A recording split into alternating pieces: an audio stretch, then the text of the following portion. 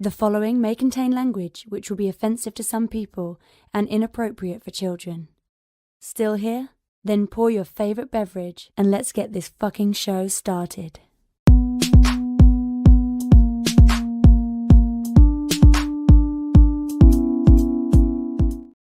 Forum, assemble! You're watching Fantastic Forum, the premier show about comic books and your live weekly conversation about entertainment and geek culture. We are the Fantastic Forum, coming to you live and direct from the Hall of F. Hope you're having a wonderful morning, afternoon, evening, or night, as the case may be, depending on where you are in the world. And if you're not, you should stick with us. We'll help you take it up a notch. You have the usual suspects in the building. First, he is a riddle inside of an enigma trapped in Chinese finger cuffs. You don't know him. You love him anyway. He's our silent assassin, Jay. Hey, what's up? Next, he's the backbone, the pillar, the strength of Fantastic Forum, our nigh invulnerable brawler, and resident strongman, Moses Magnum. Am I too close today? No, you look great. Okay. And as for myself, my name's Lawrence Young. They call me Mayor Young. Welcome to Fantastic Forum. Shout out to Oz. He can't be on the show today, unfortunately. But hopefully he may, who knows, maybe he might be here in spirit somehow. But if not, you'll be able to catch back up with him next week. With that said, we got a great show for you today because we are going to be talking to you all about Watchmen Chapter 1. The latest animated movie from DC Animation. So we got that. We're going to be talking to you all about the Power Fantasy #1, which is a new comic from Kieran Gillen. So we got a review of that. And the return of comic book news. So we'll be talking about a whole bunch of different other topics as well. So we have all that plus whatever else it is that you all want to talk about, and we'll let you know how it is. You can let us know what you want us to get down with. But before we do all that, we want to make sure that we thank Mr. Scott Rubin, because without him, the show would not exist. So thank you, Scott Rubin. Hope all is well with you, good sir. And with that said, let's have our intern go ahead and let you all know the deal. Want to get in on the action? Call Fantastic Forum on Skype and join the fun. Too shy to call in? That's okay. You can join the Discord chat room available at FantasticForum.live. Join the party. You know you want to. Thank you, intern. Appreciate you. I think Scott got a Tesla truck. Oh yeah, Cybertruck, yeah. Absolutely. Yeah, I didn't know he swung that way. What does that mean? I don't know. I didn't picture him in one of those. Oh, listen. You know, Scott's a Elon stan. Like, yeah, but even Elon people don't drive that thing. Who else do you think is driving it? I think it's the hardest core for the Elon people. Yeah, I guess. I don't know, man. I mean, good for him. Like, no, I've been in it. It's what you call it. I didn't think you swung that way either. Oh, wait, what? He uses it. So you were in it with him? Yeah, with him in his Cybertruck, yes. Right. Like, I love how you made it sound like. I know. I love how you made it sound like a devil's threesome or something. Like, it's like, no, they're boofing. She consented. You guys are boofing. No, it's a interesting vehicle. Like, you know what I'm saying? Like, and I know that he bought it primarily to like serve as like the company vehicle for Nitropod. Yeah. Which, you know, it's a striking thing. You know what I mean? Like, yeah, I guess if you get a tax deductible. Yeah, I mean, but it's one of those things where whether you love it or hate it, it's like every time I've seen a Cybertruck or been around a Cybertruck, I've noticed everybody else looking at the Cybertruck. You know what I'm saying? Like, people stop what they're doing and look at it. And so it's like, it's polarizing for sure in a way that Teslas aren't. You know, like oh, people, yeah, I mean, like, Yeah. because it is one of my complaints where cars stopped looking interesting. You know, like back in the 80s and 70s, like Right. cars looked unique, and Yeah, the Teslas look like everything else. Yeah, dude. And you can't say that about the Cybertruck. The yeah, Cybertruck exactly. Yeah, strikes a very unique visage. Like, there's nothing else on the road that looks like that joint.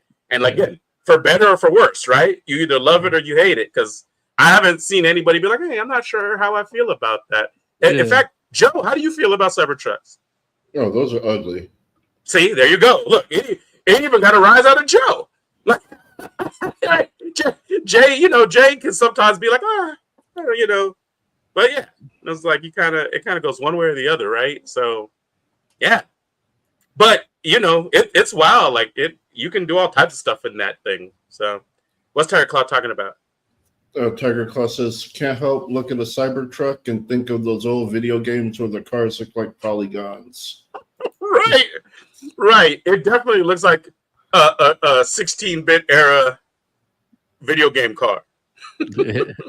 Like Superman 64 would grab that and throw it.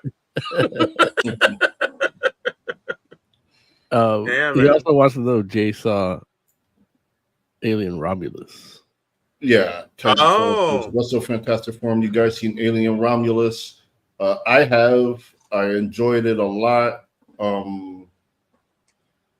And according to Mo, because I didn't check, a lot of people are enjoying it. Yeah. So that's great. Yeah. I've seen multiple people say it's easily within the top 3 Alien movies. Yeah. Like, period, of the franchise. And like just saying like and it, I mean, no one, I don't think I've seen anyone put it at number 1. But there's definitely like it's 2-3, like, you know. That's literally like eliminating everything from 3 on, because we know they're talking about 1 and 2 because exactly right. Right. So basically, this is like people were hoping that everything else beyond aliens had disappeared, and this is the next thing. I know personally, I actually do like 3 a lot. You like Alien 3 a lot?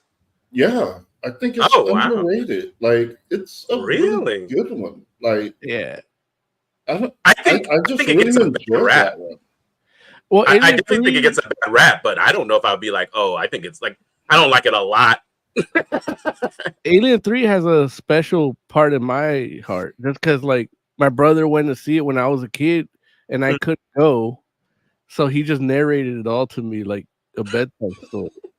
He's like, it was my favorite Alien movie because I never watched. They told it to me. I just imagined it before bed.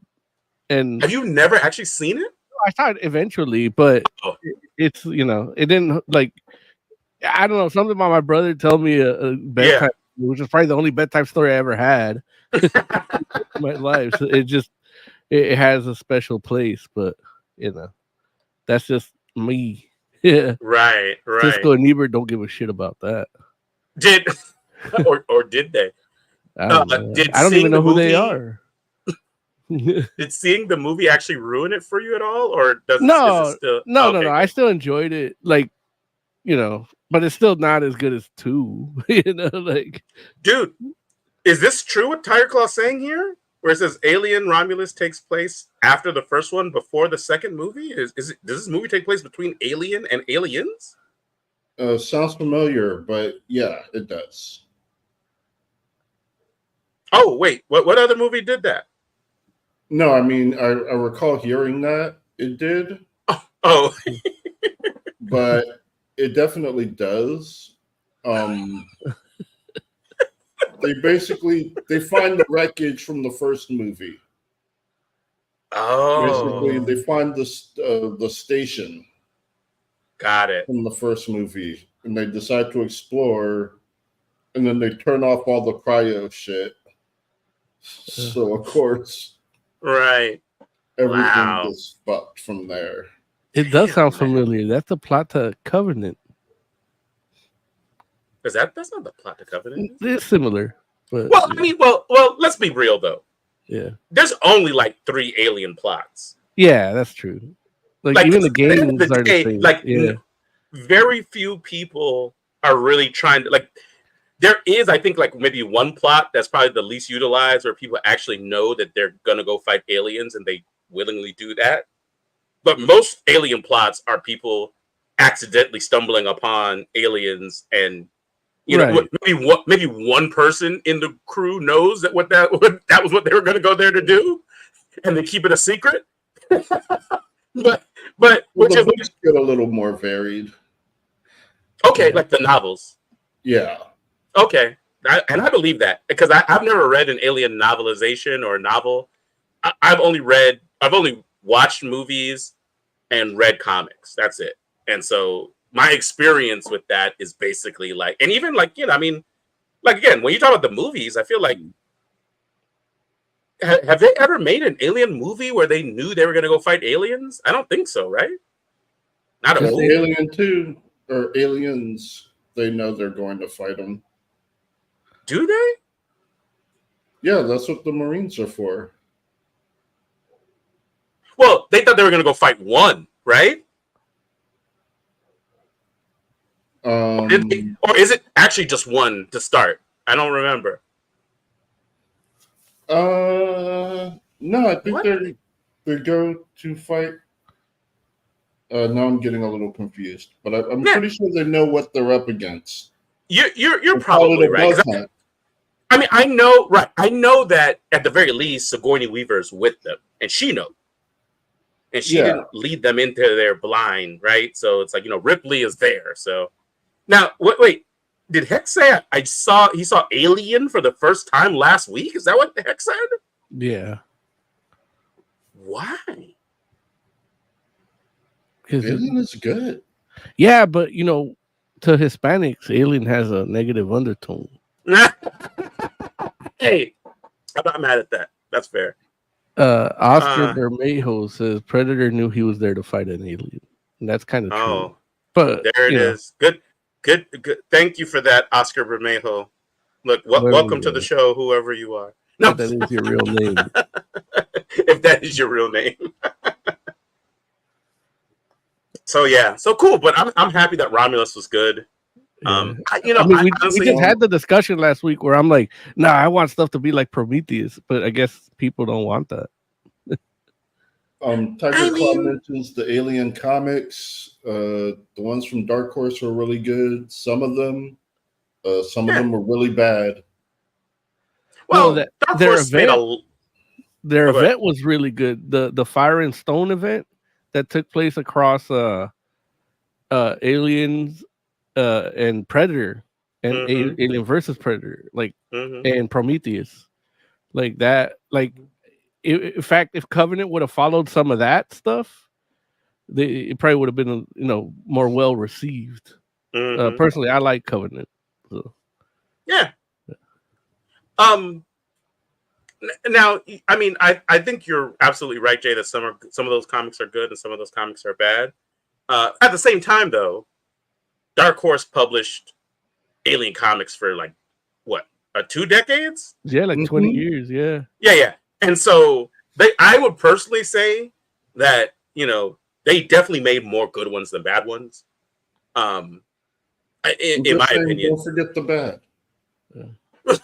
Oh, you mean like Alien versus Predator versus Witchblade versus Darkness? I didn't read that one. Hey, listen, don't knock these Alien crossovers until you've read them, though, right? Because it's like that one. Those were so. But like JLA versus Alien versus Predator versus Terminator was pretty cool. That's what I'm saying. And then the other one, Green Lantern versus Alien, was fucking tight.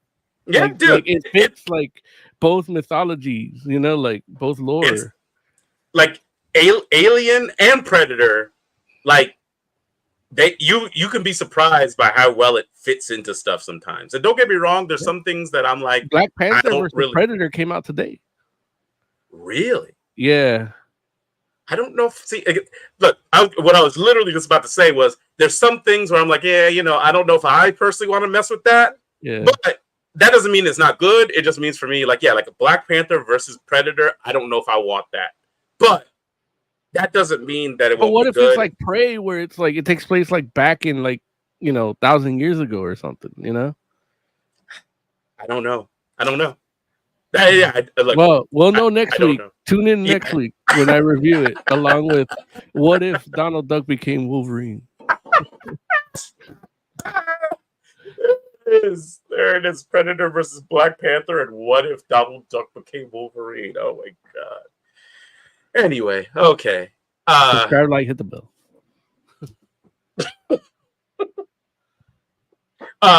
You guys ready to get into today's show? Yeah. Oh, real quick, Jay, what would you rate Romulus? Oh, I would give it a 4. Okay. Cool.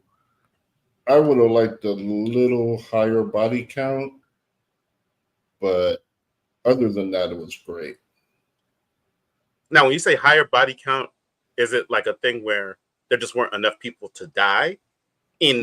Like as far as like there weren't enough people in the situation to be killed? Or is it? Okay, yeah, I got you. Like a couple more friends, and I would have been good. Yeah, man. And I'm listening. I'm gonna ask this question real quick, and then we definitely should move on. But and I'm asking, I guess, this primarily to you, Jay, just because. But actually, that's not true. I'm asking it to you too, Mo, because I know you probably read more Dark Horse alien books than I have, Mo. Mm-hmm. And Jay, you've read these novels, which I haven't read any. Has there been like an actual story where the aliens reach Earth? Because I know they're always trying to make sure that they prevent that from happening. But has that ever, in your experience, has there been like a story where they like actually like reach Earth and like there's just aliens running rampant in like cities or an alien? 2? Yeah, Alien versus Predator 2 has an alien on Earth. Oh, you know what? In the sewers. Oh man, you know what? I don't know that I saw AVP 2. Yeah, actually, AVP 1 is in Antarctica. Yeah, Antarctica. Yeah, but that's not a city. No, but originally, so like when in the lore that's like some of the Dark Horse comics touching it. I know some of the novels, and I think one of the early like PC games touches in on it, where like that's what the pyramids and the jungles was hunting grounds for like the rite of passage. So both that's for Predator though, right? For Predator, but they would hunt the alien, like the xenomorph on Earth. On Earth, they would leave them here. Yeah.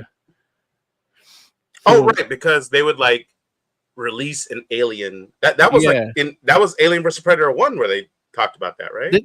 Yeah, but originally that was in a novel, Dark I believe, Horse comics. and some of the Dark Horse comics, and I know that one of the early games on PC that I never played because I was broke, and didn't have a PC, touched on that, like where you have to go into a pyramid and find it. Yeah, that sounds cool. Yeah, man. Okay, cool, man. All right, you guys ready to talk about some Watchmen? Yeah, let's do it.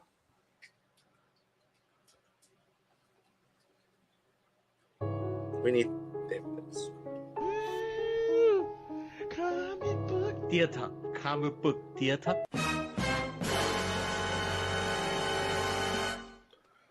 Shout out to Tiger Claw Comic Book Theater. All right, so we are talking about Watchmen, Chapter 1, new movie from DC Animation. Jay, you want to tell us about it? Sure. So it's a story that takes place in the 80s, post the Vietnam War. Superheroes / vigilantes have been kind of outlawed, with the exception of one they keep around, because he's basically a god, so they use him for like as a deterrent. And one former superhero gets killed, and that sets into motion an investigation as to why. And this movie follows the investigation along with the lives of these heroes post-retirement. Yeah. That pretty much sums it up.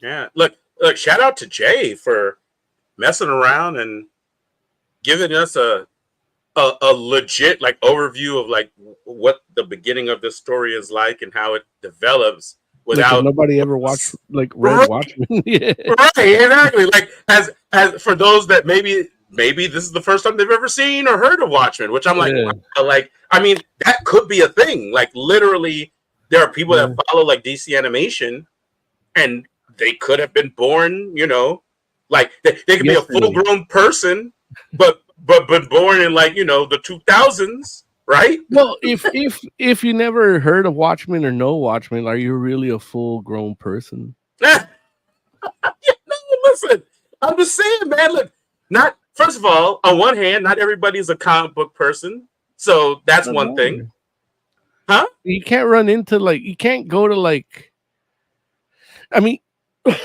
you can't turn and not see Watchmen.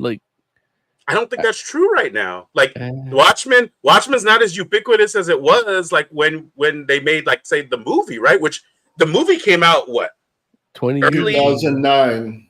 See, that's what I'm saying. So 2009.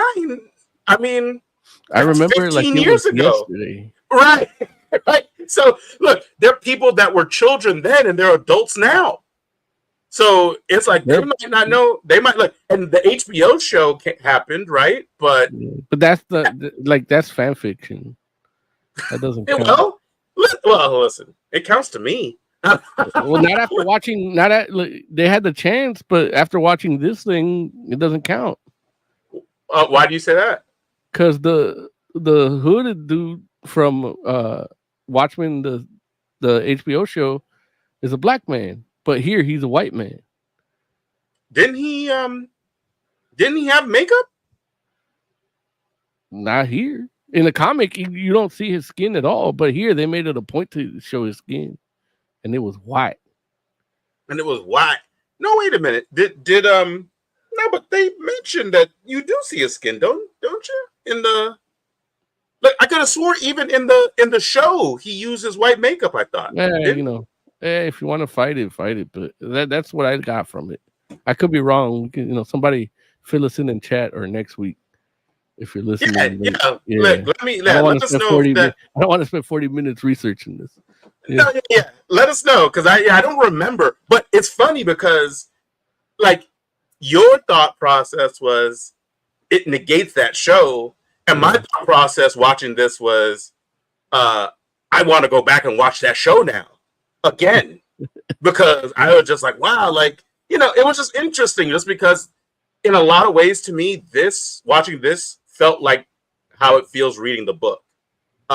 Taking Tugboat said, hello, FF. Luckily, I don't see color.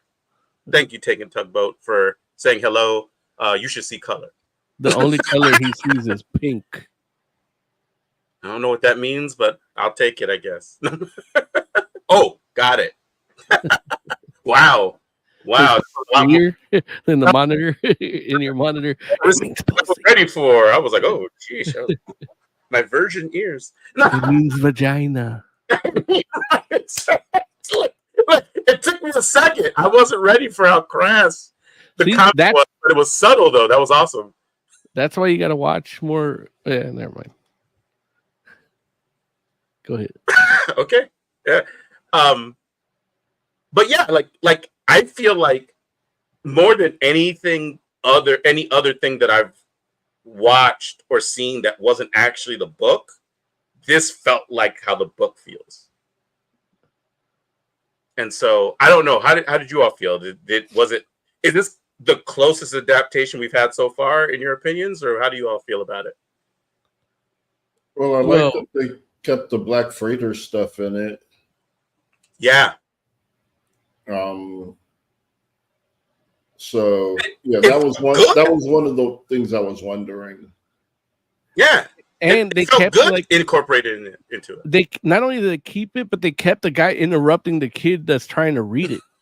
Like, so it's actually interrupting your experience of experiencing the kid read, and that's one of the things that made the comic immersive in a sense, Right. because in a world where heroes are real, like the kid's enthralled by a pirate fantasy, like that aspect of it, but also the mirroring of what the story is. And the dude that thinks he knows because he has every Mm-hmm. newspaper, thinking he's smarter than that kid or smarter than everybody else, Mm-hmm. is another like social commentary thing that they, whenever they do, in the movie they didn't really play on that too much, like No. even when they gave you the Black Freighter stuff as a side thing, Right. it didn't do what it does with the news vendor, the news peddler, Mm-hmm. and the interruptions. So Mm-hmm. the only thing that's missing is the music, like the music, What the music? song, the music that like they reference in the comics, Oh, the song lyrics, right. so Right. it doesn't have any of that. But that's the only thing I felt was missing in terms of an adaptation. The movie did it; they used the songs, but they use them in different times or in different, Right. and they got cover bands to do it or things like that. But that scene where they do like all along the watchtower, like in the comic, it's like literally just a caption, like using Bob Dylan's lyrics as like an end cap for Mm-hmm. the issue, whereas in Mm-hmm. the movie they use it for like the travel montage when they're Mm-hmm. going to Antarctica. But so the movie really used the music well, but they had a bigger budget than here. Right. And as far as like adaptation goes, like I was pissed because I couldn't get a review copy, so I had to buy it, and Mm. it's $20, and it's Yeah. like I'm down to rebuy the trade paperback, but I'm not paying cover price for half of it. You know what I mean? Like they should have I just hear you. they should have renewed the whole thing. And going into it, I was like, dude, like, what do we need this shit for? Like, we have the comic, Mm-hmm. we have the Right. movie. Like, if you're gonna redo it in animated form, like, we already have the motion comic that's like pretty straight, like adaptation from the book as it is, and it's Mm-hmm. somewhat animated. Some of these frame rates here felt like the motion comic at the beginning, you know. So like even Emily was like, dude, this animation kind of sucks. Like, why can't they just make it into an anime where it just flows a little better? Like, and I was like, yeah, I was hungry too when I watched it. So I'm like, I know I'm gonna be cranky watching this shit. But it did win me over time. Like I ignored the frame rates, I ignored the animation issues because it really just did feel like reading the comic again, which I love doing. you know, like it's one of those books that you read, Yeah. once a Like year or annually. something. It's Yeah. it's a classic. Like it's if you I have a agree. study with a library where you drink your scotch and smoke cigars, Watchmen is in it along with like other shit. Amen. That's what I'm saying, friend. Whatever Taking, you read in college.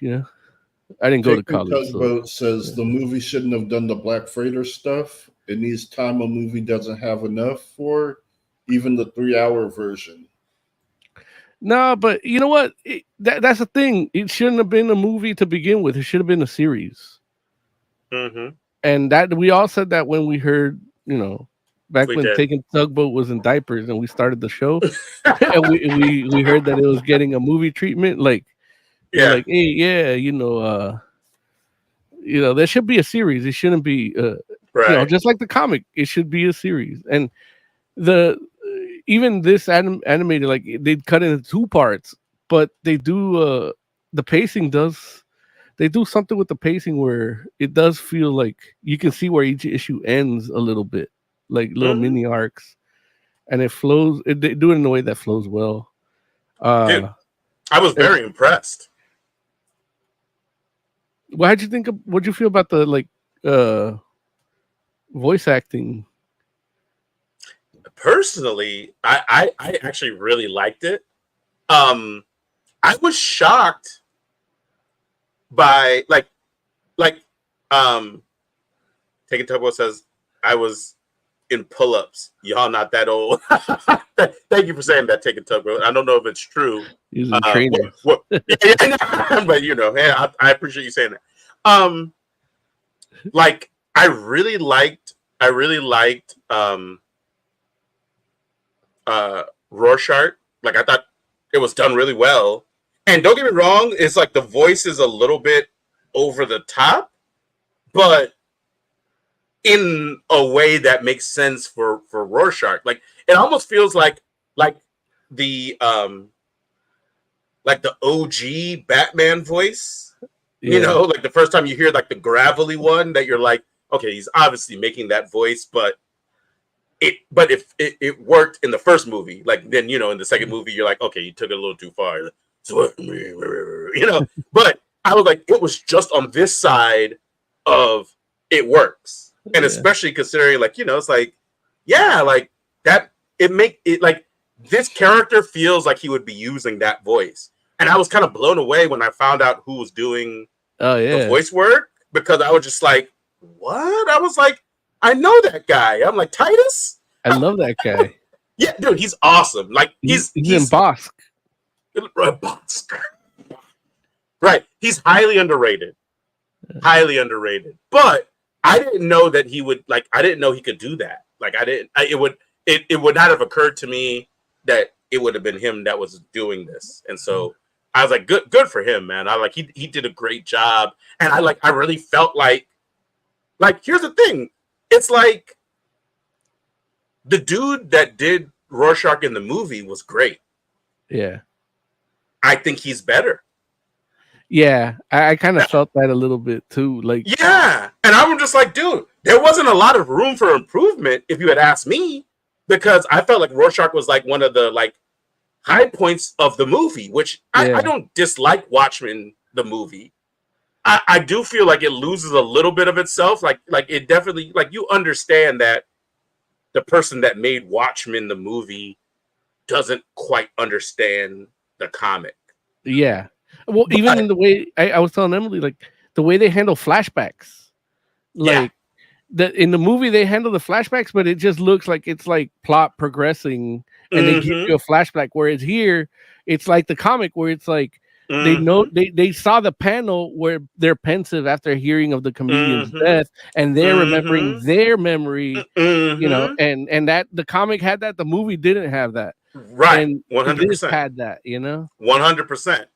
And trust me, I felt the exact same way, where like, wow, like they're nailing this adaptation where they're like, you know, because it did feel like they're like, we want to make a version of Watchmen that is animated but true to the original work, or as true as it can be. Because obviously, it's like Watchmen is Watchmen; it's a comic book, right? And there's certain things in that medium that you're just not going to be able to duplicate in a different medium.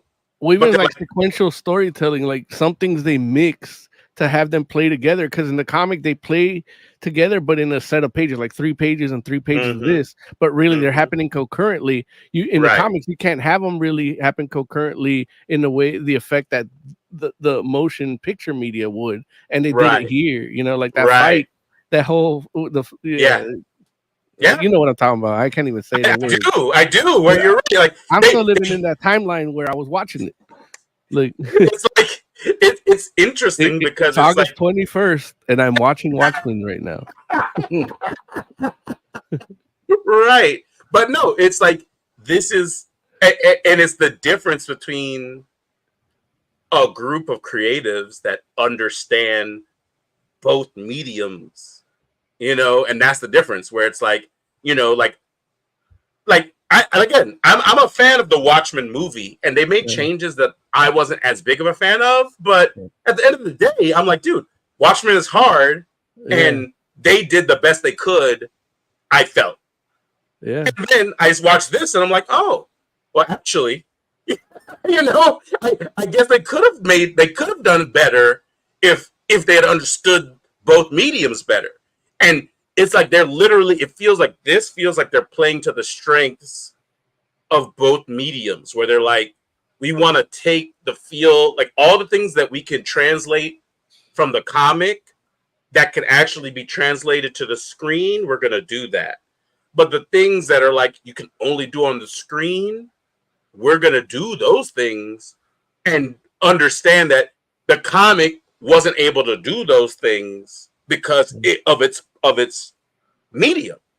But because we're doing animation, we're going to do something different and we're going to make that happen. Like a place where it really showed for me, and you all know, like we've been doing this show long enough that and talked about Watchmen so many times because not only because projects have happened, but also because Watchmen is just such a like seminal comic book achievement in and of itself. You all know how much I love Dr. Manhattan. Like Dr. Manhattan is like what like and don't get me wrong, I mean I'm not alone in that, but it's just one of those things where like Dr. Manhattan here like say again. No, like here he really like shines, like the voice performance. Like it's not only is it so good, but here like a little thing that happened in this that didn't happen, or at least I don't believe it happened in the comic.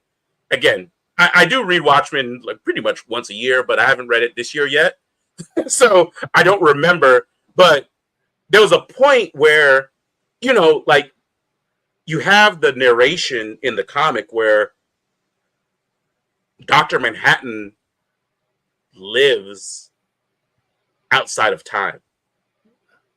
Like he's experiencing every moment at once. And he might like focus in on a particular moment in a particular time. But even when that's happening, he's like, but I know that this is happening over in the past here, and this happening in the future there, and in this particular moment, I'm getting ready to do this in the near future, but I'm still experiencing that in the distant future. And it's just like, but they did a thing where he has those like that narration in his head, and where he's like experiencing what is for us the present. And he said, like, in this many seconds, this is happening. Yeah. And then he talks about what is happening in the past, but within that, there's the countdown to what he said was going to happen in like 25 seconds. Yeah. I'm just like, that is genius. Where I was just like, dude, like, it's so good. Like, in my mind, I'm just like, they took something that in my mind was perfect. Yeah. Somehow made it a little bit better. And I'm like, that's crazy. And I'm sitting here watching this joint blown away, where it was like, I love this moment, and they made me love it more. And when you watch the movie, like there's that scene too, and it doesn't play the same way as No. It doesn't play the same way as the comic, and it doesn't play the same way as this. Yeah. Right. Yeah. And that's the thing where it's like when I watched that scene in the movie, I appreciated it for being there, like how it is in the comic. And don't get me wrong, it's like it plays a little bit differently only because it is in motion. Yeah. But for all intents and purposes, it doesn't convey what he's trying to get across as much as this does. No, right. Like this that scene could almost be like a music video if it had music in it, because it's just it's like so it's telling a story within itself. Right. What's Taking Tugboat talking about, Jay? Taking Tugboat says, I did think that was a weird but cool scene in the movie where he already knew he was going to get cheated on, but didn't react until she told him. Right. No, and that's the thing. Like, when you read that in the comic, I know for me, like I remember reading that for the first time and just being like, wow, like that's like it's mind-blowing, the idea that I knew this was coming and I saw it and I knew that in this moment she was going to tell it to me, but I'm not hurt until it happens. And that's the thing but here's the thing though. In some ways, that's like some old, like, okay, yeah, if you're like this friggin' all-powerful deity kind of thing, or it's like that that's like some like unrelatable kind of stuff. But in another way, in a very human way, it's still very relatable because how many people do we know that have been like, yeah, I thought such and such was cheating on me. Yeah. But I didn't know until they told me. Like, I thought that was the case, and I found this and I saw that, but I didn't really know until I confronted them and they said, yeah, okay. Yeah. And that's when they like really like get hurt. And it's like, that's very human in a way too, where it's like, and I feel like that's kind of like the point of that particular moment in a way where it's like, Dr. Manhattan, sure, it's this godlike being because he can do pretty much whatever he wants. But at the end of the day, the dude still used to be a person. Yeah. And well, he's, the only reason he really is engaging in these relationships with the opposite sex is because that's the only thing that kind of keeps him grounded to humanity. Because right. It's like in the comic it comes across, the movie a little bit, but here it comes across more when he's like fuck it, like when he goes to Mars and he decides to just float, and it's like, you know what, I don't need to be grounded at this. Like it's literally, and it starts with the comedian in Vietnam where he's like, you're losing your touch. Like you could have turned it to bubbles. Like I shot her, yeah. But you could have turned it to mist. You could have turned it, you could have atomized me, like, and you didn't. Right. You didn't. You just watched it happen. Mm-hmm. And then he talks about the JFK thing where it's like, I can't know what's gonna happen. I can't change the future because it's already happened. I'm already there. Right. Like it's a weird thing. Like, and this cartoon really does, or I call it a cartoon, but this animated film really does a good job of expressing that from him, where that's a concept that when you read in the comics, it's like, if you're a dummy like me, oh yeah, he lives every timeline, he knows what's going to happen, but he still doesn't have the power to change it in a sense because he's there also as he's getting shot. So he's experiencing that pain across everything, like that shock, all shock and all everything pain. He's experienced it all, and he's experiencing it all as you're speaking to him. So the fact that he hasn't really gone mad and really obliterated everyone is his real superpower, Right. Like, right. No, for real. Like it's pretty crazy. It's pretty crazy. And it's like, it's insane that, again, we've had a number of different adaptations of this.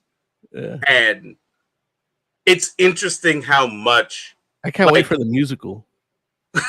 I don't get me wrong, like I don't want to, like, the folks behind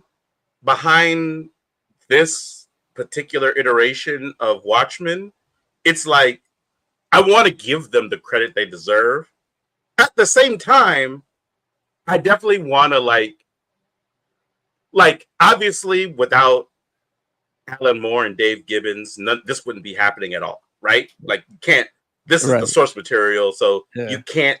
Without Dave Gibbons, you can't have this. Yeah, and he is credited. Yeah, as he should be. Now, at the same time, like I think that there's something to be said about the Watchmen movie, and friggin' Zack Snyder. Yeah, where it's like we may not have gotten this without him too, because. Like, in a way, it's like showing it, like he showed folks how not to do it.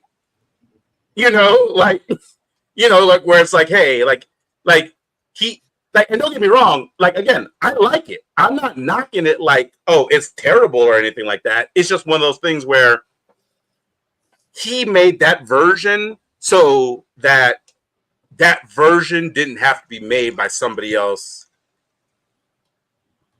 later, right? You know what I mean? Yeah. So I get you. Let me just make the atom symbol here. I get it.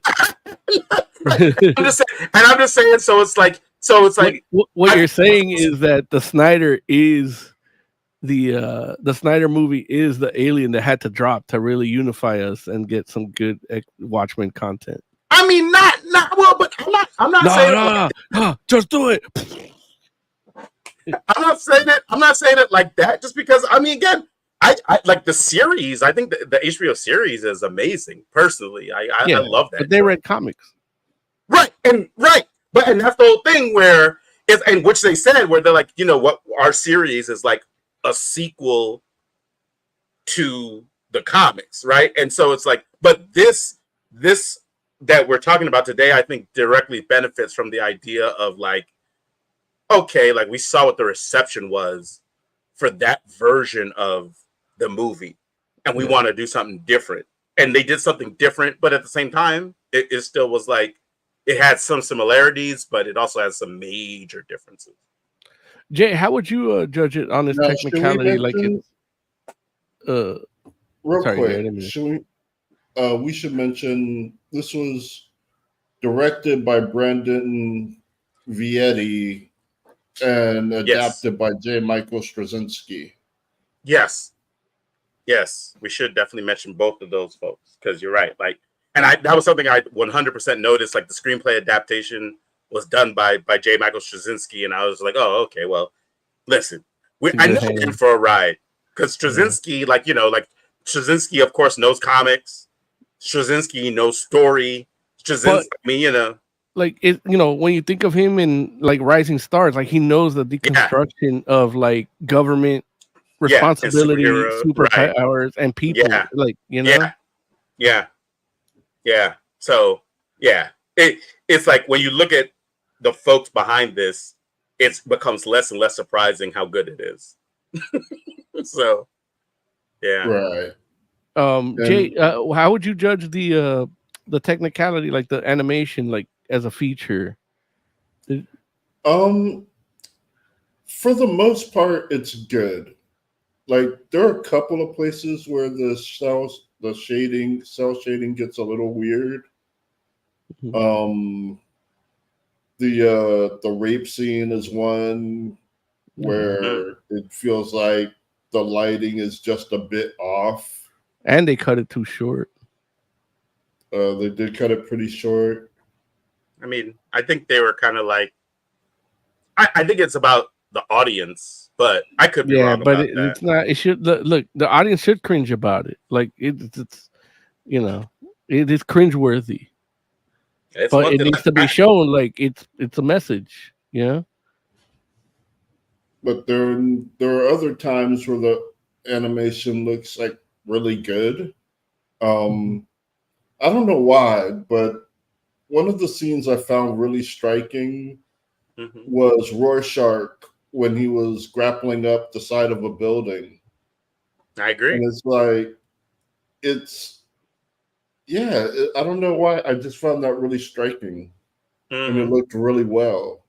You know what it was about it for me was that, and this was something where I was just like, oh, wow, it's interesting because I've been watching Batman Cape Crusader recently. Oh. It's like, Batman using his grappling hook, especially like when you're talking about the animated series and to a degree Cape Crusader, that Batman is like, he hits that grappling hook and he's like lighter than air. And Rorschach, he hits the grappling hook and it's like, okay, this fool has to climb. Like this fool has weight. You know what I'm saying? Like you could tell this fool like he doesn't. And he wears those weird loafers with no traction vertically. Like, right. Yeah, in his church shoes going up the side of the building. Right. Yeah. Listen, but that's the thing where it's like, I can't say that I say he looks like he's struggling, but what I can say is you can see the effort. Yeah, it's grounded. Right. Yeah. Right, which is a very distinct difference. And even like when he was in that opening scene when he's going into the comedian's apartment and he hits the grappling hook and he climbs up and he like gets into the window and he's kind of like doing the hero pose, but it's not like the full hero pose. It's like a reality hero pose. Exactly. Right. And that's where I'm just like, dude, like I'm like, man, like this is good. And that's when I knew like it was so different than the movie. Right. This because in the movie he just like he's lighter than like Batman. Like he does Batman. Right. Exactly. Yeah. Right. And that was the whole thing about like this is how what this was like the main criticism for people that really love Watchmen in regards to Zack Snyder joint, where it was just like Zack Snyder doesn't understand, like, this joint's not supposed to be cool. Like, these people, like Daniel's not supposed to be buff. Right. Yeah. Here's the thing, and it's like in this part one, we don't even see Dan in the Owlman suit yet. Yeah. At the end of the movie, they give you like the preview for part 2 or chapter 2, and sure enough, I was like, oh, there he is in the suit, and yeah, this fool's fat. Yeah. And I'm like, just he's like, supposed to be fat and has ED. Like, yeah. Right. And that's what I'm saying, where it's like, dude, like you're not supposed to glorify this dude. And that was the thing where, and don't get me wrong, it's like, hey, the director does what the director does. He made the movie that he wanted to make. And again, it has its merits. Like, I don't dislike that movie. I just know Watchmen well enough where I'm like, okay, I see where you did what Watchmen did, and I see where you did what you wanted to do. You know? And it's like, and I can appreciate that, where, because like I'm just surprised that we have a Watchmen movie at all. You know, so I'm like, I'm not gonna mess around and be hypercritical, because I'm just like, I didn't think this was gonna happen. So yeah, kudos to the fact that we got a movie, and so now we have a second movie, albeit animated, and I'm just like, okay, like, this is somebody that's like, yeah, like, we're trying to do it different, and it's working. So what else do y'all want to say before we rate stuff? I want to say that I am mad that it cost $20. Right, that's fair. I mean, I get it. Like, it's a release. Yeah, and it's animated. But if I buy the trade paperback, I'm not paying cover price for half of it. So, like, I feel like if you buy it early on or pre-order it, you should get chapter 2 with it. Like, but I know that's not going to happen. I'm going to have to buy it now to complete my virtual collection, which is like, it's Wonder Woman, Deadpool 1, and what else? The Aquaman show that never got released, and Watchmen now. There it is. And that reality show with Stan Lee, like Stan Lee Superhumans. Oh yeah. Yeah, all the stuff I bought on Apple like is there. So it's like the void from Loki. Fair. What about you, Joe? You got anything you want to say before we rate stuff? No, I think we covered most of my issues. Okay. Well, look, with that being the case, Jay, let's go ahead and give us your rating, man. What would you rate Watchmen Chapter 1? I would give it a 5, I think. I enjoyed it. I thought it was pretty good.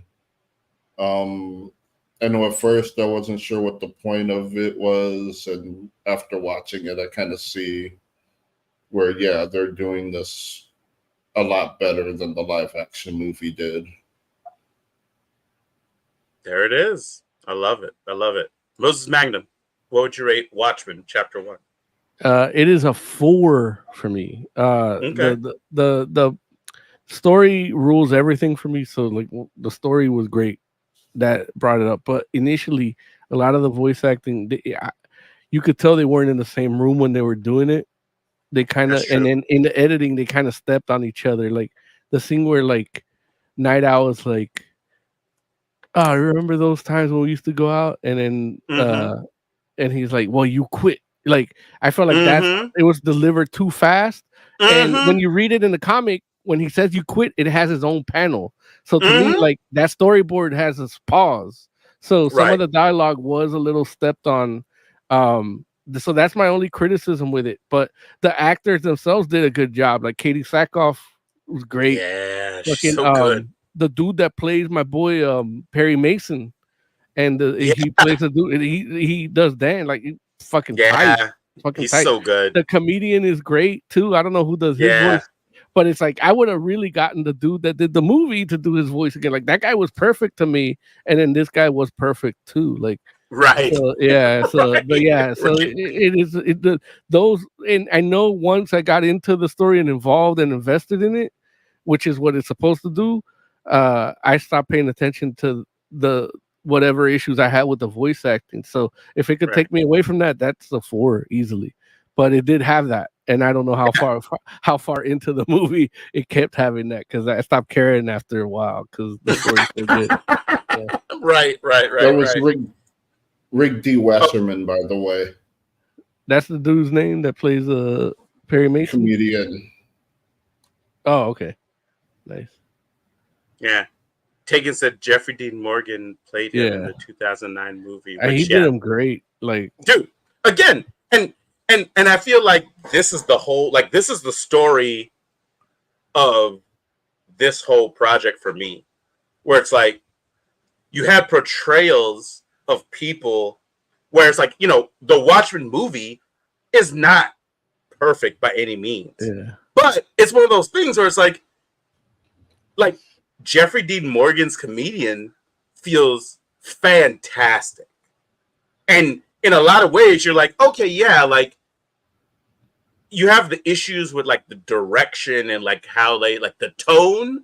yeah. But as far as like character portrayals, you're like, dude, everybody Everybody was feels like great. who they're Yeah, supposed to be like, and they deliver lines, and even like you said, like I feel like that moment where you talk about Dan and Rorschach down in the well, it's not the owl cave. What is it called? I don't even remember. the hutch or something. The clutch. Right, whatever how Owl's nest is called, right? Yeah, It's like, yeah, like I feel like that is one of those moments where you're like, oh, like that's one moment where the movie did it better, right? Because it was like there was the pause, yeah.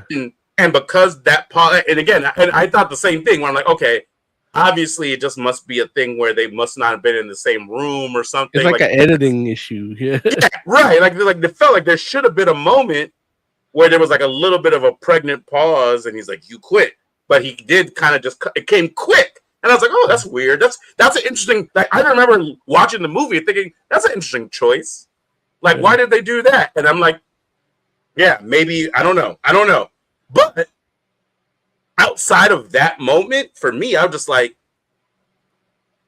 I didn't know that the portrayals of these characters could be done better than what they were done before.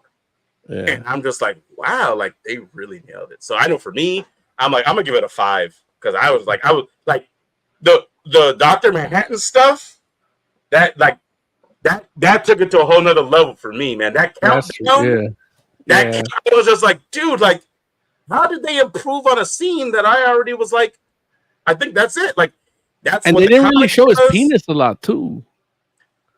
It is true. We definitely got less giant blue penis. Not giant, just average blue penis. We got less. So look, giant because he was big in the moment, but in reality, regular size penis. look, maybe even below average for a god. Yeah, I mean, he is 6'2". Like that's a little less proportionate. Like Technically, he can make it as big as he wants. Yeah, but he wants to be grounded. He wants you to be grounded. There it is. Taking Tugboat says less blue penis, 0 out of 5. Fair. So, but yeah, no, I love it. If you have any, like, here's the thing. This feels to me, at least what I'll say is this, is not every person is a person that's like, I want to read comics. Yeah. If you're like, I want Watchmen, or I'm interested in Watchmen, but I don't want to read the book, as far as I'm concerned, this is where you go. You should mess with this, and it's not the same as reading the book, but it's close. This is the closest you're gonna get, no question. Like I did it side by side, like a little bit for a while, like, and it lines up pretty close. Some things they play together, some things they spread out a little, but order of certain memories are shifted, but it works. And here's the thing: it was also very interesting, and here's the thing, again, this is how you know I've read Watchmen a lot of times, where there were moments like there was like Rorschach commentary they left out. Yeah. And I noticed it, but I wasn't like, why didn't they play that? I was like, oh, like I'm noticing they left it out, but I don't feel a way about it. It's not like I'm like, oh, like why wouldn't they put that in? Like it is stuff the movie did that they put in, but that this left out, and I was like, you know what? That's a good choice. Like it felt right for this.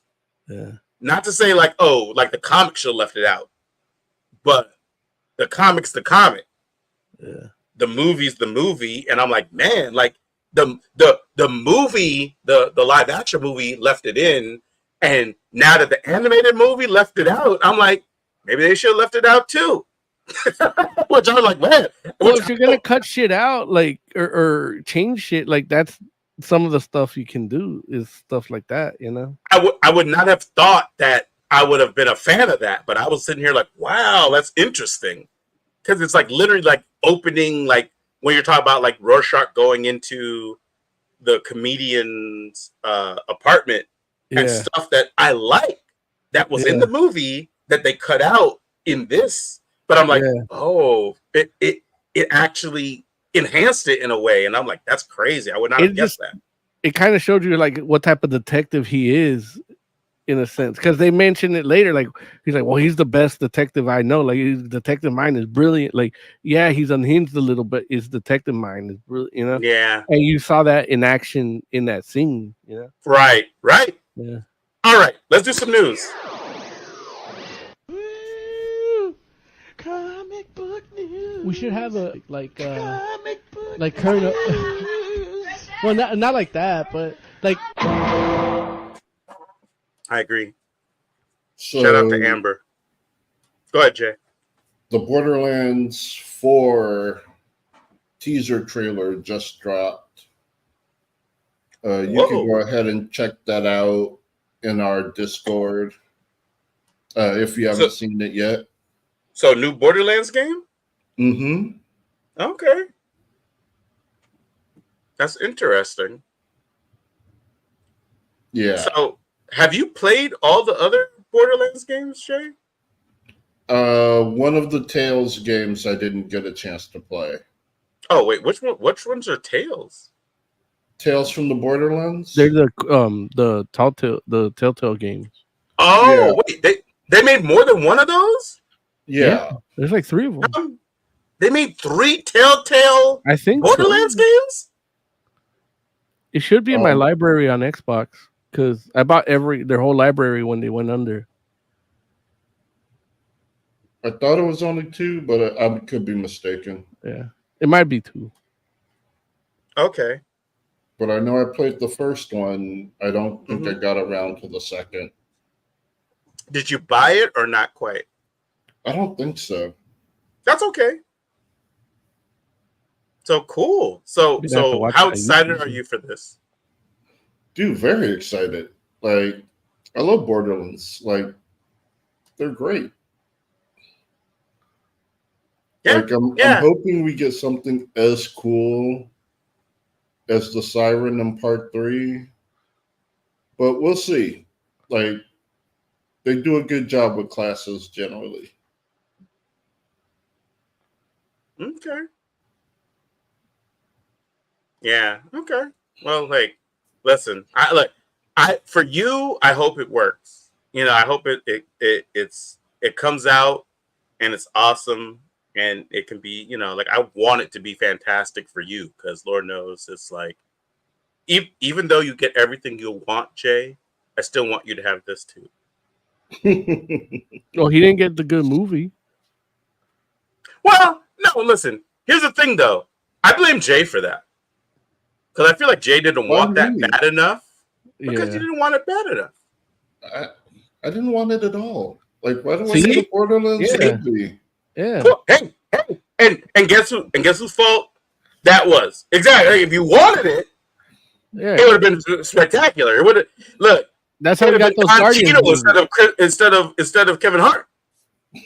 If you had wanted it, it would have been Robert Downey Jr. Wait a minute. It can't all be Iron Man cast. Oh, he does blackface. Wow. He does true. Blackface. It's true, but Like you don't even follow us on Instagram. Like that's how I Oh. know. Yeah. I do Right. follow us on Instagram. I did a appreciation post on all the men of color in the MCU, and he's in it. I didn't see that. Yeah, But because you don't listen, follow us. but here's the thing. Robert Downey Jr.'s blackface is kind of universally accepted. Yeah, no, I love Most it. black Yeah, people. it's better than Ted Danson. No, well, listen, that's not the bar. You said it better than Ted Danson. Like, no, like, listen. Taking Tempo says it should have been Terry Crews. Would have Terry Crews been a better pick for that character, Jay? I don't like it. But I'll take it. Nah, No, I don't know. Nah, I don't think Terry Crews is a good fit. Is the character funny? No, he's more the straight man. Okay, so see, here's the thing. So it shouldn't be Terry Crews or Kevin Hart. It should be Don Cheadle. it should be Courtney B. Vance. Courtney B. Look, it can't be Courtney B. Vance because Courtney B. Vance doesn't shave that mustache. He won't do it. That's true. You know who would have been a decent It should be the dude from Supernatural that tried to kill Dean. actually that would he would be even better, but he's older. Wait, the dude that's an angel or whatever? No, he's a black guy. No, the hunter. The hunter that hated Sam and Dean because he blamed them for something. Wait, he becomes a hunter, demon though, or something, right? He gets Or possessed. he got possessed. I think he gets possessed by either an angel or a demon, but I thought he got into a vampire. oh, that too. Maybe That happens to black people in Supernatural. There's like what? Like there's literally like maybe 2 black people on Supernatural, right? So we're all talking about the same guy. Yeah. Like he was the Okay. dude. He was the brother in Black Panther that went to Oakland and hung out with Too Short. Like, Oh, if wait a I was gonna go for a famous Wait. dude. Are you talking about Sterling K. Brown? Was he in Supernatural? That sounds about right. Yeah. Yeah, he was I in didn't Supernatural. I didn't even like. He was look, in like he was. he was in 2 great episodes. Listen, he was in Supernatural before he was Sterling K. Brown. I didn't even realize that. Yeah, he was just Sterling Brown. What were you saying, Jay? I'm sorry. I think I would give 50 Cent. What? Why? He's He likes kind of power. got that look. What look? Like not exactly that look, but What look? of the character. Oh, okay. Okay. Although what's his name has it too.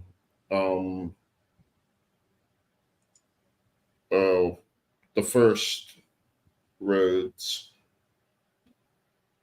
Oh, Terrence Howard? Yeah.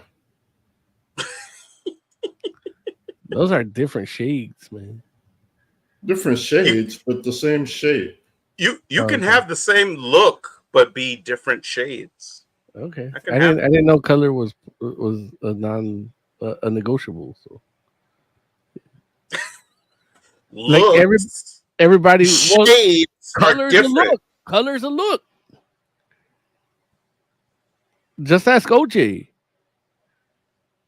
Listen, OJ's not an authority on blackness. No, but when Time Magazine had his face, they darkened it up because he can't have that look and be a murderer. He's too light skinned. That's white people. Yeah, again, who's making these movies? All right, so what's our next story? Jay you, got Jay. cringed. Thank you, Jay. What are we talking about next? Look, should we talk about should we talk about friggin' Patrick Mahomes and AI comics?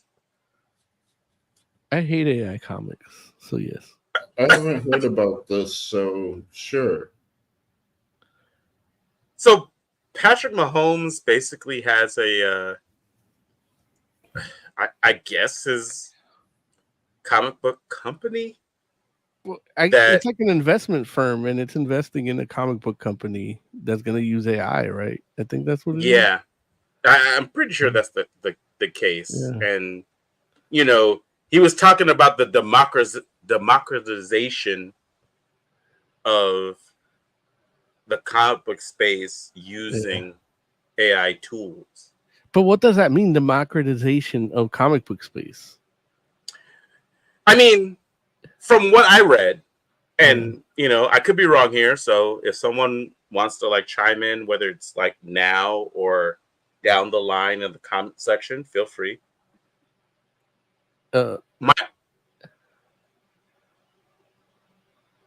I'm sorry. You're absolutely right. It's not Mahomes. It's Kaepernick, isn't it? Yeah. It is Kaepernick. I apologize. I said Mahomes. Damn, I'm getting my light-skinned black people confused. Yeah. And one's a winner and the other one's a loser. Like, well, Kaepernick's not a loser. Well, he never won a Super Bowl. Well, he got blackballed from the NFL because he was like, well, he's a winner because he monetized activism. Well, no. He capitalized on activism. He didn't monetize activism. He got blackballed because he was like. No, I'm saying that's why he's a winner. Mahomes a loser. He hasn't monetized anything. Well, but Mahomes actually won championships, right? Yeah, no, but this guy actually monetized activism. He didn't monetize activism. Like no, he didn't. The story. What's the story? Yeah, Larry. He didn't monetize activism. He got blackballed from the got NFL rich off it because he held Black lives above his position as a quarterback in the NFL. Like, I'm just saying, like, you know, I don't want to, like, you know, but anyway,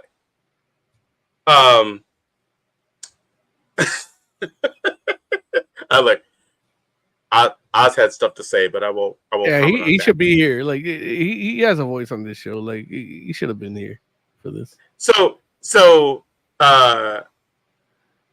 Kaepernick, like, from what I understand, is basically saying, like, people have ideas, and he's like, those ideas can potentially be like gate kept by, like, you know, crazy things like writers and artists.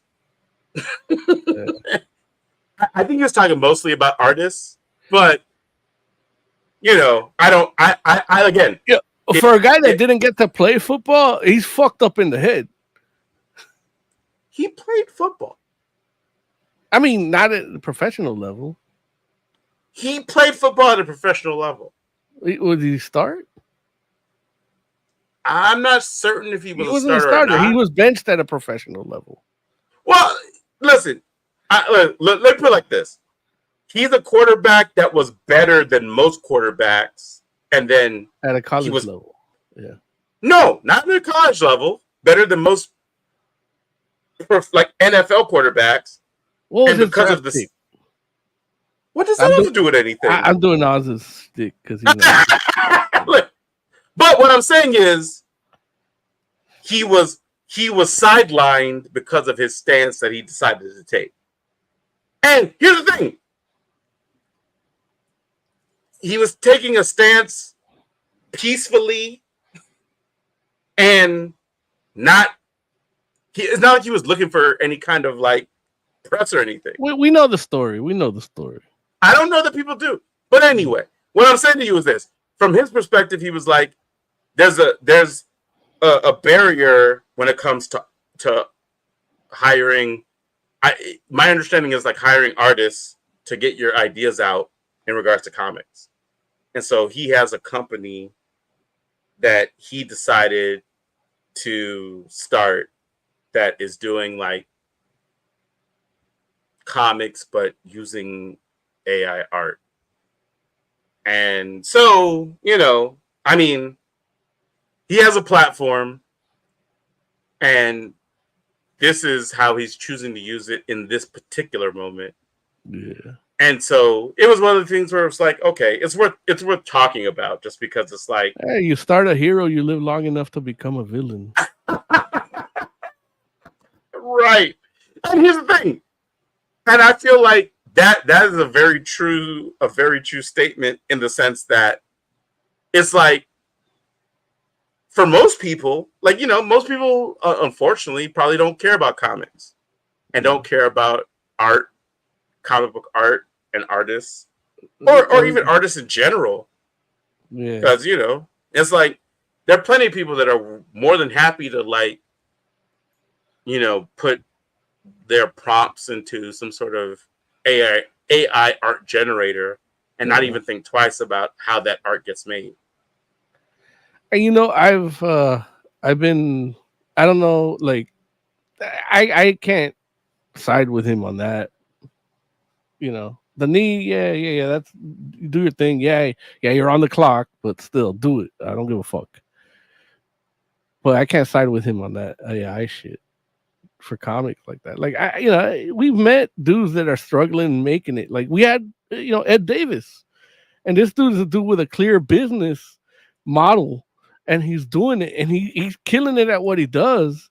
He would want to be in a bigger space, and all of a sudden somebody with a bigger platform decides to do something that's gonna he could actually, like, elevate an artist if he just picks them because of his platform, but he chooses AI instead.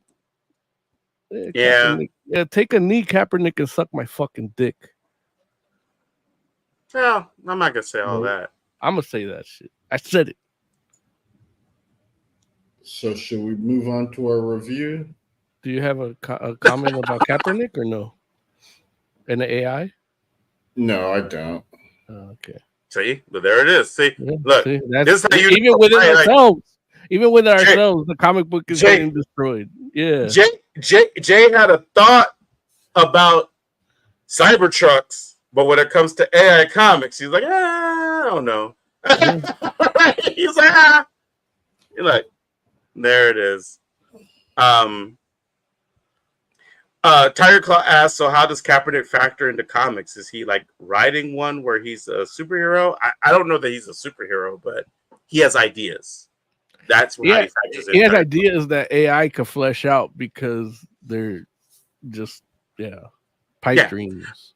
I mean, at the end of the day, I think all of us that are like fans of comics are like, like the whole AI art aspect of things is kind of is a lot. So, it's like not like, here's the thing. In my mind, there's a future where AI art might be a thing that is okay to use, because the people who help generate what is produced from artificial intelligence produced art are able to like get paid from that.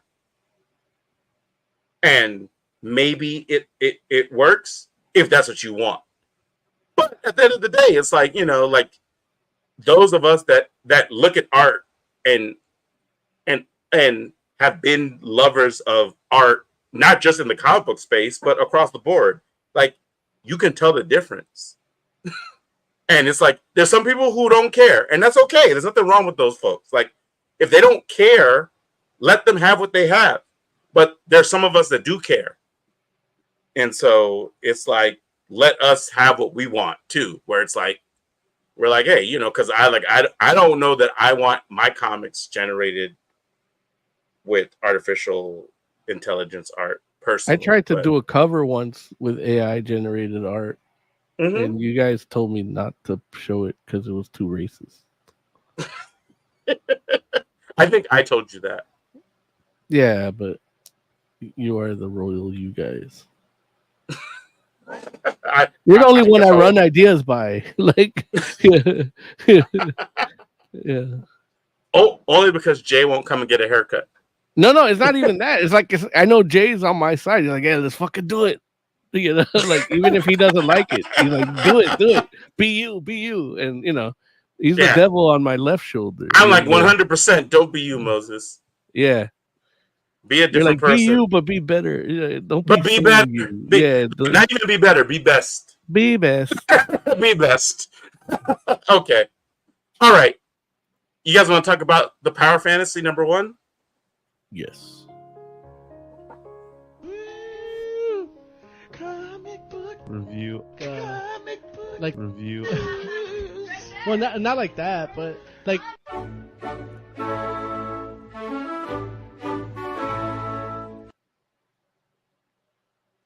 All right. Moses Magnum. Me? Yes. Did you get to read the Power Fantasy #1? I did. And you want me to tell you about it?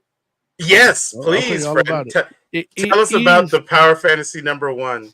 Well, we talked about Watchmen, the nature of Watchmen, what makes Watchmen, the philosophy of being a superhero and the deconstruction of that. And this book, Power Fantasy, is that. It's really but the book itself is, unless you're a seasoned comic book reader, I wouldn't even recommend this to you unless you've read like Watchmen and like Irredeemable. Even Civil War like would be a good required reading before you read this. You do need, this is like PhD level comics, and I'm a dummy that couldn't read Hickman's X-Men run, or Fantastic Four run for that matter. But this does it in a way where it is palatable to a dummy like me, but only because I understand, from loving Spider-Man, with great power comes great responsibility. From reading Superman, Truth, Justice, and the American Way. Like, what does it take to be a superhero beyond powers is ideology and the relationship to the public, the relationship that one has with service, having these amazing powers, and the nature of good and evil. In a sense, because once you have power, there is no good and evil. There's just what happens and those who complain about it. And this comic really like touches on that. Like, it's almost like if Nietzsche wrote a comic, and I don't know what Nietzsche is. I just assume the AI told me to use it here because I don't read high level college books like that. But this book really is that. And Larry told me, he's like, I'm sorry about this book. I didn't think it was this till when I suggested it. Yeah. And I'm like, I'll read it. I'll let you know. And honestly, like, this was really like, I really enjoyed this book. It starts off, it's told in a weird way where it starts in like the 60s and dealing with how people have dealt with superpowers. Like, you don't know what happened, but they had their trust in a superhero figure that is a savior. And then this guy comes and he's technically like, he talks like a villain, but he's more like a realist and a cynic. And he tells this person like, technically we should rule the world together because we need to dominate these people in order to keep them safe. It has to be that, or it has to be total destruction. But and then she's like, well, if it's that, I could just kill you. And I go, that's why I suggested the other first, because their conversation is a superhero battle just in ideology and methodology. And like Kieran Gillen, like, not, I don't want to talk shit about Mark Waid. Absolute Power is killing it, but it's killing it as a mainstream comic. But if Kieran Gillen would have wrote Absolute Power, it'd be a different beast. It would be up there with like Watchmen, as the new modern version of it. Kieran Gillen is a dude that like I loved him in Guardians of the Galaxy, the movie. That's the only part I liked about those movies. I always have to throw that in there. Wait, Kieran Gillen was in Guardians of the Galaxy? Yeah, he played Nebula.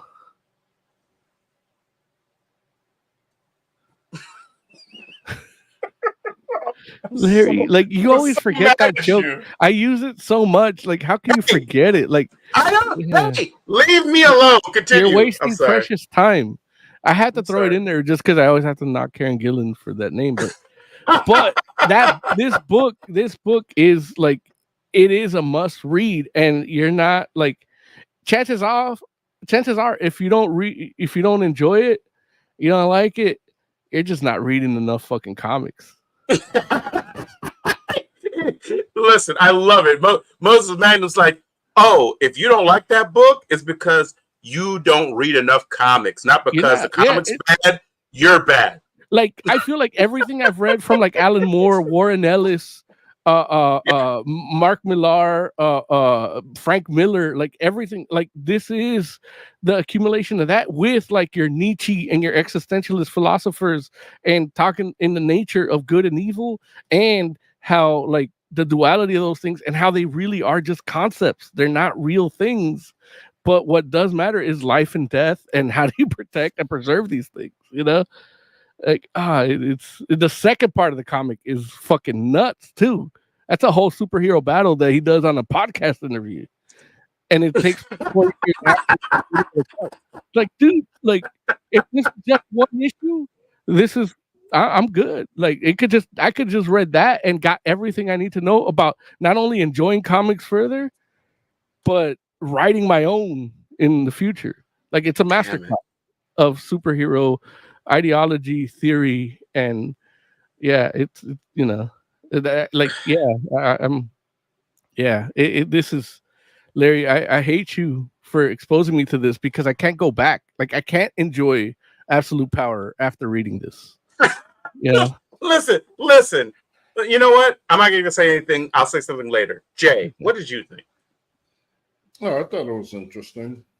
I agree. What was interesting about it, Jay? Tell us. No, it's just the conversation. It's like the whole book is just two conversations, and they're interesting about what it means to have power, to have superpower, and what is and isn't okay to do with it. Right. And I don't think you're wrong in saying that. Like the book is two conversations. At the same time, there is a space laser, right?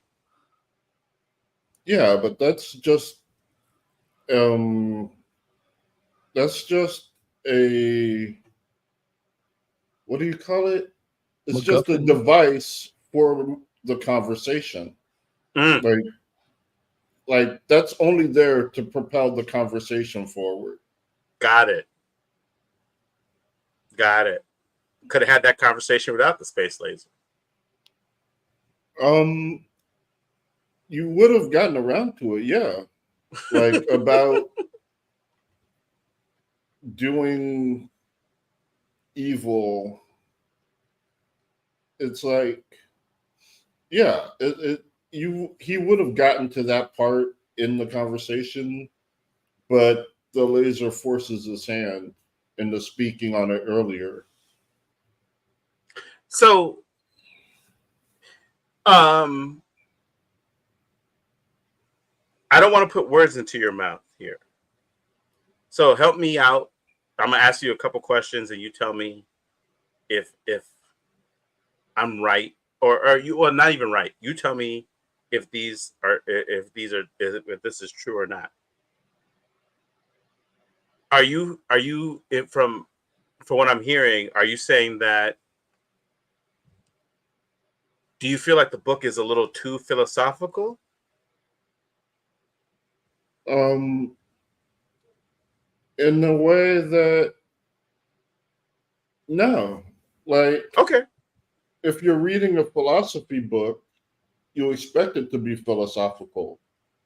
This is just the nature of the book, the nature of the story. Got it. Okay. Do you feel like there's not enough, and I'm using this term loosely here. Well, or what I was going to say is, do you feel like there's not enough superheroics going on? But maybe that's not the right term. Do you feel like there's not enough like power being manifested throughout the book in issue 1? I would say there's a little too much. Too much power. They need to calm it down. like I said, I was interested in the conversation. Like, Got you. That space laser is an interruption to that. That's interesting. He liked the philosophical parts of it. Yeah, like it's an interesting read. Like, well, geez, man, look, props to Kieran Gillen. Well, you, Larry, like you're like, I'm sorry, like I got caveats. Like he's like, I don't know if you guys are gonna feel this, but nah, he does it in a good. Like Kieran Gillen, like I mean, I remember him from X Dudes. So it's like I know he does good shit, and it's my legacy. You know what I mean? Like actually, right now, when like I was actually, you know, because I read NYX and Phoenix and X Factor, and I'm like, though they're. I have my opinions on that. That's for another show, but I miss that team, like your Matt Fractions, your Karen Gillan's working on X-Men. Like even if I'm not getting Hickman, like this new run of X-Men, like needs like a Karen Gillan in it. You know. Well, understand that when Hickman left X-Men, who they brought in was Kieran Gillen. Yeah, I remember that. But he'd been there before. I read those more than I read when he came back. You know. Right. And so it's like one of those things where it's like, and understand that Kieran Gillen, in a lot of ways, was like, I don't want to say single-handedly because Al Ewing played a role too. Like there were other people that played a role, but Kieran Gillen in a lot of ways was like the second architect. Was like okay, the subcontractor. Right, exactly. Like Hickman's not doing this anymore because Hickman's like, I told you all I was only going to do this much, and so I'll give you the blueprint, but you have to get somebody else to do it. And who they brought in was Kieran Gillen, and Kieran Gillen like put that on his back in a lot of ways and finished the Krakoan era. Yeah. Now, I'm actually going back to that after reading this. Like I'm on Phoenix 2 now, and I'm going back to I missed the Krakoa era. So I'm going back to that. But this book, here's the thing, and don't get me wrong, like I read when I suggested this book, I was like, oh, that sounds interesting. We should review this. It's a #1. It's a new book. It's Image. Kieran Gillen's writing it. Cool. I like when I suggested it, I didn't know anything about it other than the blurb. Which was What did the blurb say? Like, get your idiot friends to like comics with this. Wait, I'm gonna tell you because it was literally like, I don't know. I have no problem. Like, I will tell you. A friend that has existential crisis every living moment. That's is he an amoral person that doesn't really seek to justification for his actions? No, this is the comic for him. That's hilarious. No, I will tell you what the blurb says. Hold on, because I was just like, and it was literally like a thing. Like I read it on, oh geez, what is it? It's what is it? Oh man, oh boy, that runs Dark Horse. Oh damn, what is it? Not Outer Worlds. What's the comic shop? From Another Planet. Things from Another Planet. From Another Planet. Thank you. Yeah. No, Things from Another World. From Another World. Yeah, Tifa. Right. Things from Another World. I read their blurb and I was like, oh, that sounds interesting. So I was literally just like, oh, and all I read was the blurb. I'm like, that sounds cool. What I'm looking at right now is like Image Comics, and the blurb here says, superpowered. You have certain preconceptions. They're incorrect. Here, that word has a specific technical definition, namely, any individual with destructive capability of the nuclear arsenal of the USA. Which, that's not even the blurb I read. That by itself, I would have been like, oh, wow, that sounds super interesting. I still wouldn't have had like a good concept of the book. The rest of it here says, there are 6 such people on Earth. The planet's survival relies on them never coming into conflict. Come dance to the ticking of the doomsday clock with Kieran Gillen, and Casper, I think it's Wingard. I think is how you say that. I Yeah. apologize. I think it's Wingard. I think so too. And it says the eternal fight against fighting starts now. Which, yeah, that's an even deeper joint than what I read on Things from Another World. But I was just like, oh my god, like okay, like I read something else that was less involved than even that, and I was like, oh, that sounds interesting. Let's read that. And I was just like, let me just put this out here and see what the rest of the group says. And you all were like, okay, let's do that. And then I read the first issue and I was like, wow. Like, I mean, after I read the first like 4 or 5 pages, I was just like, sheesh, man, like this joint's like in some deep philosophical stuff. And I'm not mad at it because I love that. You all know me. But look, I was just... We spent an hour talking about Watchmen, and as good as Watchmen is, whatever iteration is, it's all superhero deconstruction and philosophy and ideology. You know, right? So that's where the conversation comes from. You know, I promise you, it was a happy coincidence that these books like coalesced the way they did, because I didn't know. Because when I suggested we talk about all these things together, I had no idea that this book was going to be what it is, and I was just like, whoa. I read the book and I was just like, oh my god, it's like we're talking about friggin' like Immanuel Kant. You know what I'm saying? We're talking about friggin' he wasn't a fictional person. I thought that was a fictional person. No, what? Immanuel, stop it, Moses. You stop this. We're talking about Bertrand Russell, and I'm just like, dude, like, you know, like I loved philosophy class, and I promise you, like, I had like such an amazing philosophy teacher in college that I like genuinely was like, maybe I should just be a philosophy major. And then I was like, oh well, that's not practical. And then I was like, decided to stick with psychology, and I'm like, well, listen, that's like, I should have just been a philosophy major. You know, you know, it's like I would have been happier. But dude, like, you probably would have been more employed too. I don't know. Who knows? You can at least be a teacher. Yeah. I mean, I could be a psychology teacher. I just don't want to do that. Yeah, but you haven't practiced. You're right. I would have definitely been more happy to be a philosophy teacher than a psychology teacher. Like with a philosophy teacher, you could be more like, you could be like a social studies teacher, or even a psychology teacher, or even an English teacher. Yeah. Yeah. Well, who knows? But either way, it's like, where have you practiced? Yeah. But here's the thing, where I know for me, I was just like, I was reading the beginning of this book and I was just like, dude, like this was like all the best parts of college in the first 15 pages of a comic. And I'm just like, that's how I felt too, not going to college at all. But I'm like, yeah, this is my degree. There it is.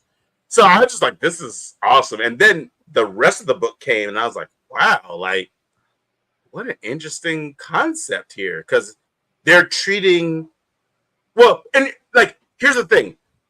This is not the first time super powered people have been treated like nuclear weapons, but this is, in my opinion, the first time that they get treated like nuclear weapons in the same way that we treat nuclear weapons in the real world.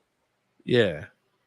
And that's the distinction, where it's like, yeah, like X-Men has Omega level mutants. Yeah. And Omega level mutants means a particular thing, but like the major governments of the world don't look at Omega level mutants like, oh, like, I mean, don't get me wrong, they know Magneto is dangerous. Mm-hmm. But they don't look at it like, oh, we should make sure that those people are on our side. Yeah, like that's where more of the Watchmen thing comes in, right? Dr. Manhattan, or like how I mentioned earlier, Super God with Warren Ellis, like where they, like, the dude thinks he lives in Amaga land, essentially, you know, the 50s, because that's the only way they keep him happy and that's the only way they keep him fighting. Yeah. Right. Right. No, absolutely. Which is an amazing book that I thoroughly enjoyed. Is that was it Juan Jose Rip on that book? I think him and Warren Ellis, Yeah, I think so. But yeah, yeah, like they're awesome. Which he that did like team the end of together is really good. right, and Yeah. he did like most recently, if I'm not mistaken, was like the end of the Wolverine series he did. Oh yeah. And so it's just like Yeah, one of these things where Wolverine it's Revenge came out today. New comic book day. there it is. The So Capullo book. oh wow, I Yeah. gotta mess with that. But yeah, I got it. what I'm saying is, yeah, it's just like, yeah, it is something else. And I was like reading this book and I was just like, wow, like this is wild. Like like conceptually, it's on some other stuff. Like the characters are hitting, like the world building is there.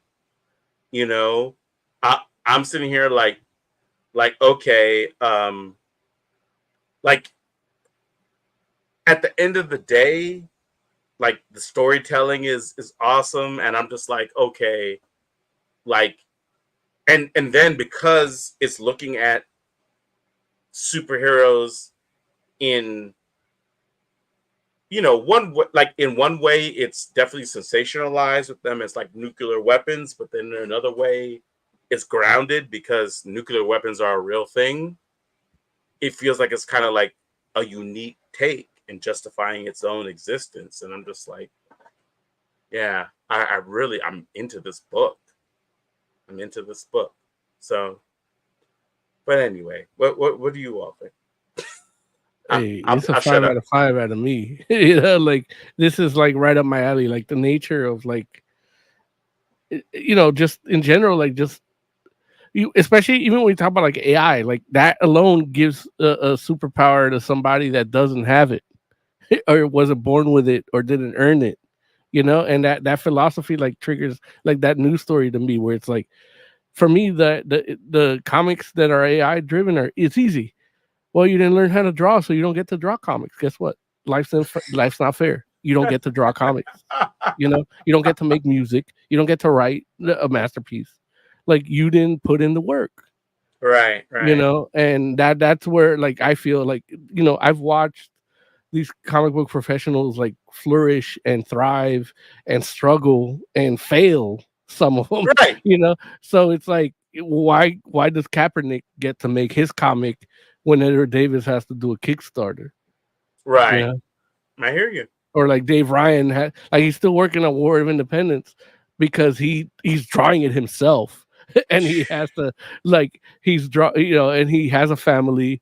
He has 2 jobs, and it's like he's on issue 6. It's been 10 years and he's on issue 6, but it's worth it to him to make. And it's like, why doesn't he just use AI? And he wouldn't. That's integrity. That's something that a computer can't give you. Yeah. Right. What about you, Jay? What do you think of this joint about the power fantasy? No, I like it a lot. I did get through those first 15 pages, and I was surprised that there was more. Like, I was full. Like, yeah. But then you're full. Yeah. Yeah. But then there was a second course. And I went through that and loved that too. So like, it was like the most dense, easy to read book ever. Yeah, it's a really enjoyable read. Like, damn, I'm so happy to hear that. Interesting. It's almost great that Oz isn't here today, right? No, I mean, listen. He would hate it. He was like, "Oh, it's too woke. They got black people in it." I don't believe that. I think Oz would like this book too. No, it's too much reading. Yeah, too many words. No, I'm not saying that to be derogatory. Like, he said that on the show. Like, he doesn't like all the walls of text. Like, and the art, he probably wouldn't like. A visual medium. Yeah. But here's the thing. And this is about the storytelling in this particular book. Like, I feel like, and I think Mo mentioned this as well, if I'm not mistaken, where it's like it does a good job in regards to pacing. And yeah, like there's a lot of like lofty ideas that it like puts out there to you, and it's like the first like maybe like 6 pages feels dense, maybe to some people, you know, because Felt like dense here's to the thing, me. huh? Felt dense to me. Okay, and that's what I'm saying. Where it's like, if you don't know who like Immanuel Kant is off the top, you might be like, "What are you talking about?" Or if you don't know like friggin' like Bertrand Russell, like if that's not like in your like immediate bank of knowledge, you might be like what? Like what is he talking about? But if you can get past that, you like speaking as the resident dummy on the show, like you could get past that quick. Like you just think they're I characters in the agree. comic. Like, I no, they're just a agree. character in the comics history. I'll find out issue 3. Right. And that might be true. Right. But because at the end of the day, what the conversation is like, hey, don't kill me. I'm just saying we might need to take over the world. And it's just like it's just so cool. Like he's facing death, suggesting this to the reigning heroine, like, and he calls her God Queen because she's like the Superman of that world, and like they'll trust you and they'll trust me through you, and it's right. Like, and then it's like, you know, I should just kill you right now. Superman. Like, she's like an angel. Right, yeah. It in the art in that scene too, like it's like I feel like the story's so good that it kind of overshadows the art. The art could have been bad. Like it could have been. I could have like, and I'm not saying this as bad art, but it could have been like Mike Allred art, and everybody would have loved it the same. Like, and I only say that because Jill and Oz always hate Mike Allred art, and they hate shit that looks like it, like the Zatanna book. So it's like, or, you know, maybe Darwin Cook has enough cheekbones in it, but you know, R.I.P. Darwin Cook. but yeah, like this book could have had bad art and still been a 5 out of 5. 100%. I'm just showing some art just because I'm just like the joint is good. Like, you know, I know, and don't get me wrong, it's like I love how they do that too, where they like make the people, the normies, like turquoise, because they're just background anyway. But it's like they all look the same. It doesn't matter what race they are; they could all be obliterated at any moment. You know? Right.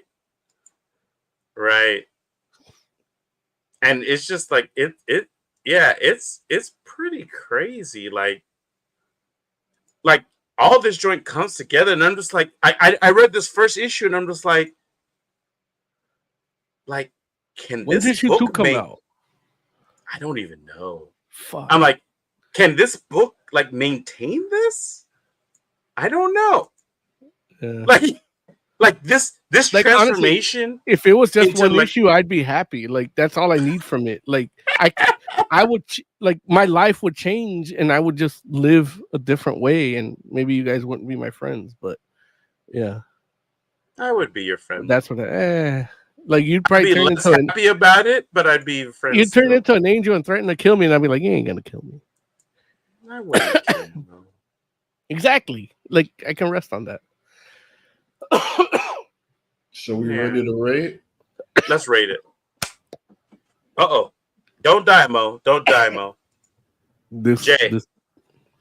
Uh-oh, wait. Say again, Mo? Oh, no. This Kiss cold gin has a bite. Yeah. Hey, man. Hey, what I come get some of that? You want some of that? I'll make you martinis with it. Like I was saving it for martinis, but then the show started. So okay, listen. Just tell me when to come by the house. I'll do it. I won't touch it anymore, and you know we'll set a time. Just tell me when. Cool. All right. I don't look. It'll be a heavy metal minute. There it is. All right, Jay. What would you rate the Power Fantasy #1? I would give it a 4 out of 5. I really enjoyed it. Cool. Awesome. Moses Magnum, the Power Fantasy #1. The easiest rating I've probably ever given in my life. It's 5 out of 5. Like there it's just the issue 1. Like I don't even want to read issue 2. Like it's just that's it. Like that from here, Mo. the experience of reading issue 1 is it like that. I'm gonna judge other comic books on it. Like, other comic books prep me for this, and then from here on, I'm gonna judge it to this. Like, if they do Civil War 3, like this book is gonna inform my judgment of that. If they do like another Crisis, or like I'm judging Absolute Power. Like I hate it because I love Absolute Power, but after reading this, like I can't. Like I got a bunch of times today, and I'm like, I could just throw these out, and it wouldn't change my life at all. Here's what I'll say. Yeah. Is Absolute Power. What I'll say is this. I know. Jay, did you read Absolute Power 2? I told you to read Absolute Power 2. Right. I have been super busy lately. What I'll say is this. Is that Absolute Power, without question, has a much steeper editorial edit going with it than this book does. Well, it goes into the action of it, not the philosophy of it, where this book goes to the philosophy of it and less of the action of it. And I think together, like Mark Waid and Kieran Gillen together, like doing a Generation 2 of Irredeemable or something like that. I like. What I'm saying to you is this: is that obviously we know what Mark Waid can do without an editorial edit in regards to like an Irredeemable and what's Incorruptible. Incorruptible. Thank you. Yeah. So but what I will say to you is this: is like obviously Kieran Gillen is a different dude, and his thought process is a different thing than Mark Waid, but at the same time, it's like we know what Mark Waid can do when he's off the leash, and so it's like Mark Waid left his own devices with the DC universe, might have done something different, but I feel you in the sense that Kieran Gillen left his own devices with the DC universe would have done something else too, and it might have been something different and maybe potentially better than Mark Waid.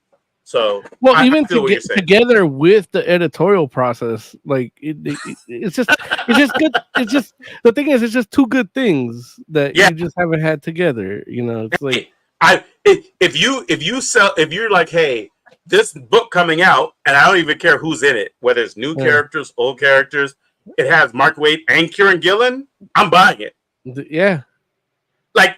I'm sold on Kieran Gillen and Mark Waid collaborating. Like, wait, what? I wouldn't even be like surprised if like Kieran Gillen is like, if you ask Kieran Gillen and he's like, hey, what are your influences? He says like, oh yeah, like Mark Waid. I believe it. Yeah, Waid's fantastic. They bring together like a lot of reading Wicked the Divine and stuff like that. Like they really just have a knack of the superheroes who they are as people. And they can bring that out in the superheroics, Right. I mean, listen. Like if Kieran Gillen will make a remake of Kingdom Come.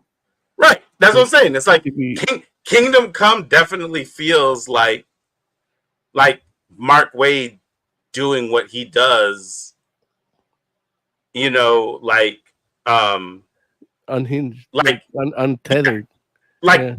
Like And maybe now he's like not as concerned with it because it's like Mark Waid has had his career. You know what I'm saying? It's like he's just like, like if you want me to make this like he just fighting inflation now. Right. Right. So like the real villain. Right. So real quick, I'm gonna give friggin' the Power Fantasy #1 5 out of 5. I love this. I love it. I didn't know I was gonna love it when I suggested it. I mean, Kieran Gillen is fantastic, so I would have assumed it was going to be a good book, but it's a great book, and it's a great book after one issue, which is crazy. Yeah. So I'm just like, okay, I can't wait to read issue 2. 5 out of 5. Let's do it. Okay. Listen, you guys ready to get out of here? Yes. Okay. Let's do it.